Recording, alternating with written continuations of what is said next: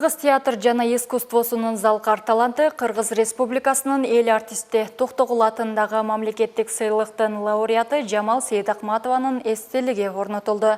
Ага Кыргыз Республикасынын маданият, маалымат, спорт жана жаштар саясаты министринин орун басары Чыңгыз Эсенгулуулу, Кыргыз Республикасынын президентинин Ысык Көл облусундагы ыйгарым укуктуу өкүлү Ильяс Иманбетов, Кыргыз Республикасынын жогорку кеңешинин депутаты Гүлкан Молдобекова, Кыргыз Республикасынын улуттук телерадио берүү корпорациясынын башкы директору Кайрат Иманалиев, белгилүү коомдук маданий ишмерлер жана туугандары катышты.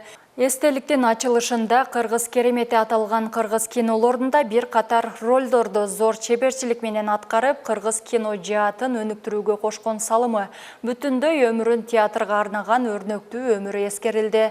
Жамал Сейдахматова 1939 жылдын 21 сентябрында Ысык Көл районунун Темир айылында туулган.